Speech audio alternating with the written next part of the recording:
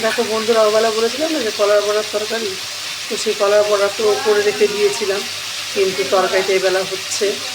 তো এই দেখো বড়াগুলো, তোমার পেঁপে আছে, ওর মধ্যে কলা আছে, আলু আছে, বেসন আছে, চালের গুঁড়ো আছে, সব দিয়ে পেস্ট করে বড়া তৈরি করা হচ্ছে। এখন সেই বড়াগুলো, এই যে বড়াগুলো তোমাকে দেখাচ্ছি, দেখো বড়াগুলো তো বড়া দেখিয়েছি, এই দেখো। তো আবার এই দেখো এই আলুগুলো সব ভাজা আছে, আলু ভাজা হয়ে গেলে না, জিরে আদা লঙ্কা বাটা টাটা দিয়ে সুন্দর করে একটা ডালনা হবে, হয়ে গেলে দেখা যাবে। দেখো বন্ধুরা, এই আলুটা কষানো হয়ে গেছে, মশলা টশলা দিয়ে আলু কষানো হয়ে গেছে। এখন তোমার এবার ইয়ে করবো, এবার তোমার জল দিয়ে দেবো, জল দিয়ে তারপর যখন আবার নামাবো তখন তোমাকে দেখাবো।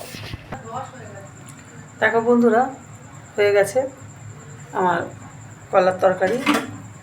দিয়ে বারবার কলা বলছি তোমাদের, পেঁপে পেঁপে দিয়ে বেসন দিয়ে আলু দিয়ে সামান্য একটু কলা দিয়েছিলাম, কলা না, এটা পেঁপের, মোটামুটি পেঁপে বেসন চালের গুঁড়ো সামান্য আধখানা কলা দিয়েছি, ছিল পড়ে তাই ঘরে, দিয়ে ভালো করে চটকে বড়া করে নিই, তাই ডালনা হয়ে গেল, দেখে নিলে।